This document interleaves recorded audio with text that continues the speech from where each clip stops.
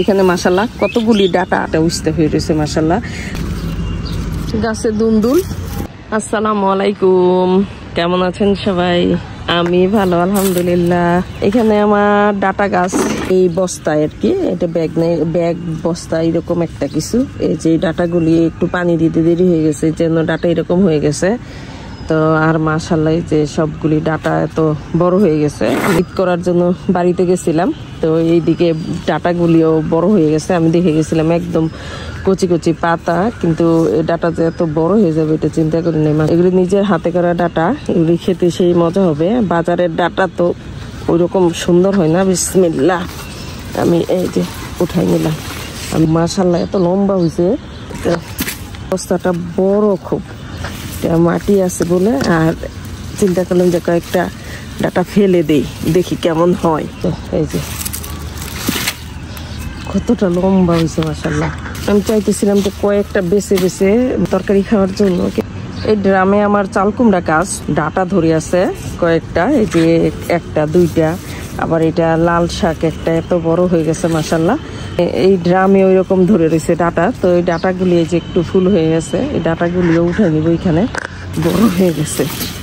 এই লাল শাকটা কি করবো আমি বুঝতেছি না। তো এটা নিলে চিংড়ি মাছ দিয়ে খাওয়া যাবে। এটা লাল শাকটা কেটে ছোট টুকরা টুকরা করে তো এইটাও নিলাম। এটা 2-1 দিন পরে নেওয়া যাবে, এটা তো বিচি হয়ে যাবে। তো আর একটু বড় হোক, এটা আর এখন উঠাবো না। আর এইখানে যে বেগুন গাছ আছে, বেগুন গাছের গোড়ায়ও একটা মাশাআল্লাহ বড়, অনেক বড় এই ডাটাটা, এটাও নিয়ে নিলাম মাশাআল্লাহ। তো এইখানে একটা আছে, এটা অনেক বিচি পেকে গেছে, এটা থেকে যাক, কারণ এটা নিলে হয়তো এতটা আর মজা লাগবে না। বিচি পেকে গেছে এটা থেকে আশেপাশে বিচি পরে আবার ডাটা হবে। এই মালটা গাছের গোড়ায়ও মাশাআল্লাহ কত বড় একটা ডাটা উঠছে, এই যে কত বড় হয়েছে, লম্বা হয়েছে। এই মালটা গাছে প্রচুর মালটা ধরছিল, কিন্তু এত তাপমাত্রা এত বেশি, এই জন্য আর মালটা থাকে নাই, সবগুলি ঝরে গেছে। অনেক চেষ্টা করছি, সকাল বিকাল পানি দিলাম, কিন্তু আসলে মালটাগুলি টিকানো সম্ভব হয় নাই। এরকম প্রত্যেক জায়গা থেকে একটা করে ডাটা তুললে আর সবজি এমনিতেই হয়ে যায় মাশাআল্লাহ। এটা আমার আম গাছ, প্রচুর আম ধরছিল। আম ধরতে ধরতে মাশাআল্লাহ এত পড়া পড়ছে, তো খুব কষ্ট লাগছে। এখন এই কয়েকটা টিকছে, কি টিকবে তা জানি না। এই যে আম যে কি পরিমাণ নষ্ট হয়েছে। আর এইখানে যেটা এই কলমি শাকগুলি আমি কয়েকদিন আগে পুরা এইগুলি কেটে দেওয়ার পরে এত সুন্দর মাশাআল্লাহ কলমি শাক বেরিয়েছে এটাতে। এই যে এখানে একটা বস্তায়। তো আমার এইখানে এই যে আম গাছের গোড়ায়ও 2টা ডাটা আছে, সেম অবস্থা, মানে ফুল হয়ে গেছে একটু একটু। এই যে এরকম, এখানে কোনো সার দেওয়া হয় না, এগুলি খেতে খুবই মজা লাগবে।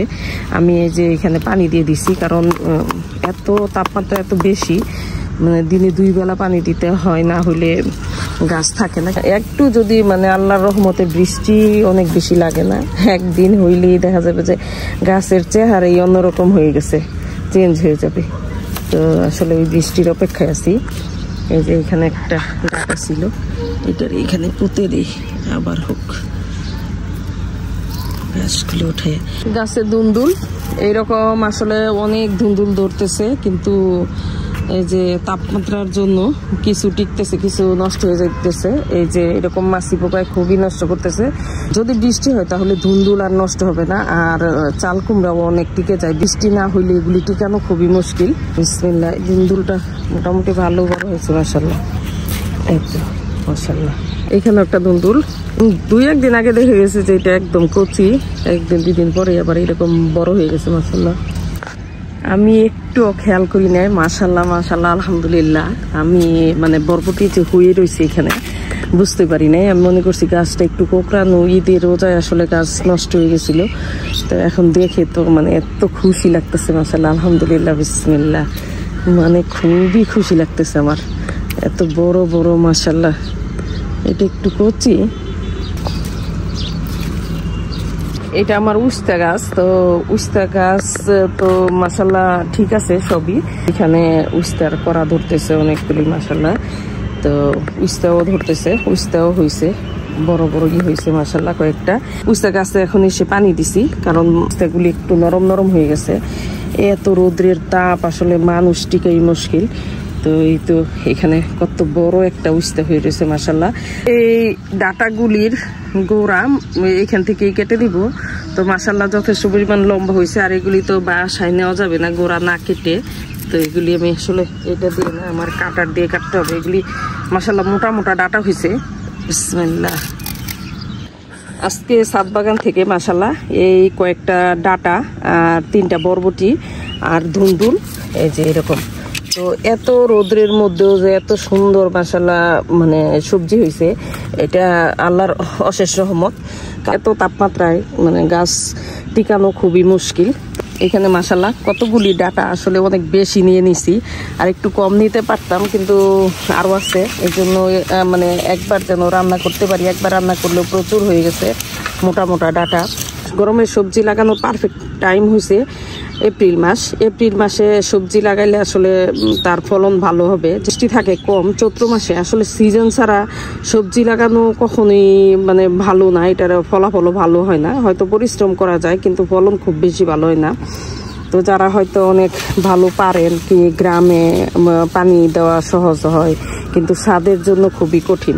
দেখা যায় যে মানে ছাদের গাছে পানি না দিলে, একদম 2 বেলা পানি না দিলে গাছ একদম নষ্ট হয়ে যায়। এর মধ্যে যদি 1-2 বার বৃষ্টি হইতো, গাছে বৃষ্টি পাইতো, তাহলে আর মানে গাছে তো এরকম হইতো না। কারণ আল্লাহর রহমতের বৃষ্টি কয়েক ফুটা হইলেই এনাফ। আর আমরা যতই দেই অত মানে গাছ আসলে তৃপ্ত হয় না। চৈত্র মাসে যে এইটুক সবজিও নিতে পারছি আলহামদুলিল্লাহ আলহামদুলিল্লাহ। তো আমার মতে আসলে মানে সিজনের আগে সবজি করে কষ্ট করার কোনো মানে হয় না, যেহেতু আমরা শখে করি। সিজনে করলেই ভালো ফলন পাওয়া যায়। আর এই গাছে শুধু পরিশ্রমই দিতে হয়, প্রচুর পরিশ্রম সিজন ছাড়া। এখন যদি আমরা লাগাইতাম গাছ, তাহলে মাশাআল্লাহ বৃষ্টি বৈশাখের পরে একটু একটু বৃষ্টি পড়তো, গাছ সুন্দর হইতো। তো এখন এই তো এই অবস্থায় আছে। তো মাশাআল্লাহ আলহামদুলিল্লাহ ডাটা আরও আছে, এগুলি নিয়ে একদিন রান্না করি।